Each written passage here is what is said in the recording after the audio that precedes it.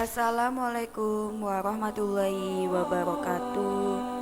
Jumpa lagi dengan channel Safa Media Entertainment yang setiap harinya menghadirkan kisah-kisah menarik dan inspiratif. Kali ini kami akan membagikan kisah berjudul Pemilik kedai mengusir pengemis dengan memberinya sisa makanan.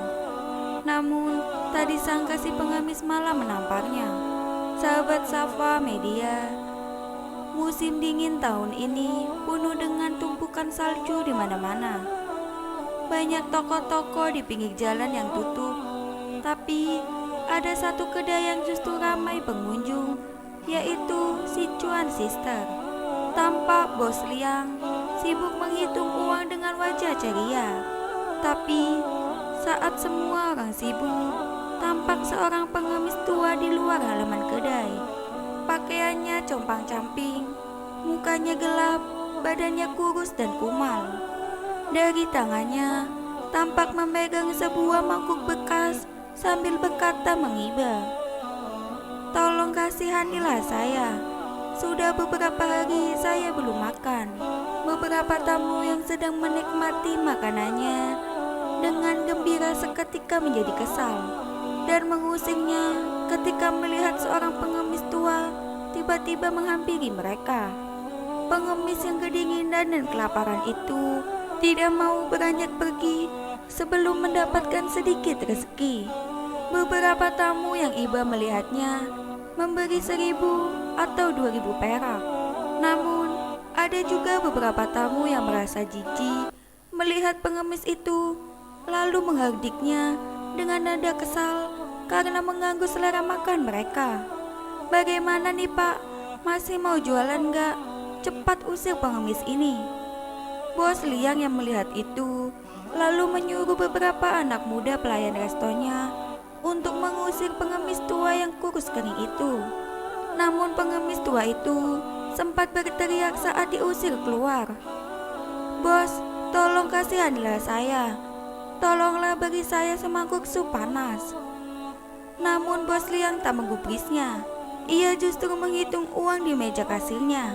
Sementara salju tebal terus berterbangan di luar sana. Pengemis itu tampak menggigil kedinginan. Sepasang tangannya yang kisut merayap di atas kaca jendela yang dingin. Dia sedang berpikir mengapa orang begitu acuh tak acuh. Tiba-tiba dia menatap Bos Liang sambil bibirnya terus bergemuruh menahan hawa dingin. Sepasang mata tampak berlinang, sementara Bos Liang tampak terus sibuk menghitung uang, dan dia sedang berangan-angan akan menggunakan uang itu untuk membeli kalung dan menyenangkan pacarnya. Tiba-tiba Bos Liang melirik sekilas pengemis yang mondar-mandir di hadapan kedainya. Agar tidak mengganggu usahanya, ia pun menyuruh pelayan membungkus sisa makanan tamu untuk pengemis itu supaya segera pergi. Pengemis itu melihat sejenak lalu mengambil bungkusan sisa makanan itu dan pergi dengan langkah tertati-tati di atas hamparan salju.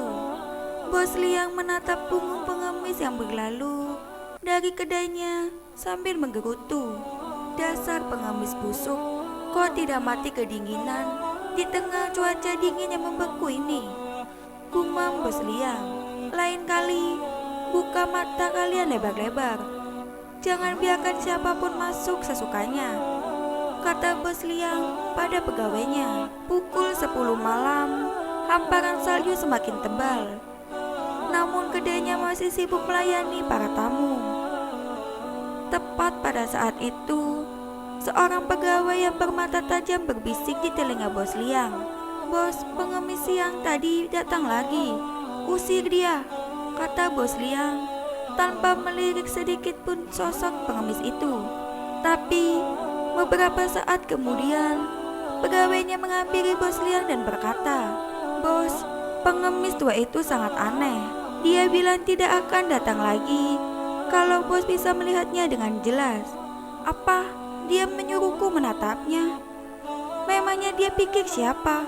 Dasar patua, cepat usir dia." jangan menggangguku, kata Bos Liang kesal. Namun tiba-tiba terdengar tamparan keras di wajah Bos Liang.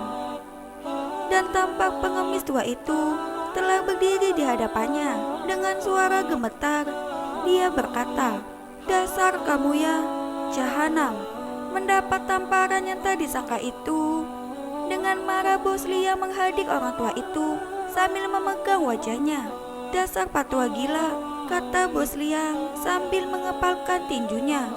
Tapi tiba-tiba tangannya terhenti dan dengan pandangan kaget Bos Liang berkata, "Ah, kamu sudah kenal siapa pengemis tua ini?" kata patua kesal. "Dasar jahanam kamu," bentak patua itu lagi marah. Orang tua itu berkata dengan bibir bergetar, "Ibumu sudah meninggal lebih awal. Sejak itu, dengan susah payah saya membesarkanmu seorang diri. Setelah lulus SMP, kamu menganggur di rumah. Tiba-tiba kamu bilang mau mengadu nasib di kota, dan secara diam-diam menjual satu-satunya rumah di kampung. Sejak itu, tidak ada kabar berita lagi. 5 tahun setelah itu, saya tidak tahu apakah kamu masih hidup atau sudah mati. Karena tidak ada tempat tinggal lagi, saya pun menjadi pengemis sambil mencari tahu tentang dirimu. Dan tak disangka, Tuhan menuntun jalanku sampai ke kedai anakku. Tapi saya juga tidak menyangka hatimu sekarang bisa berubah sedingin itu. Meski kamu tidak tahu, saya adalah ayahmu.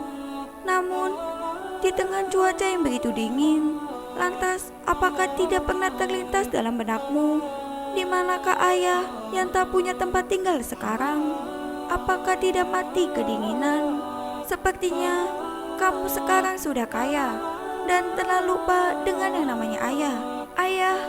teriak Bos Liang memanggil si pengemis tua itu. Bos Liang tak menyangka saat dirinya hidup nyaman, ayahnya justru sedang mengemis. Melihat sang ayah di hadapannya, diam-diam Bos Liang merasa ingin menampar dirinya lagi. Beberapa tamparan di wajahnya sebagai bentuk penyesalan yang telah menelantarkan ayahnya sejak 5 tahun lalu. Saat itu, tampak si pengemis tua membuang ke lantai kantong sisa makanan yang diberikan Bos Liang tadi. Sementara hatinya sudah terlanjur membeku. Kemudian patua pun melangkah pergi tanpa menoleh lagi.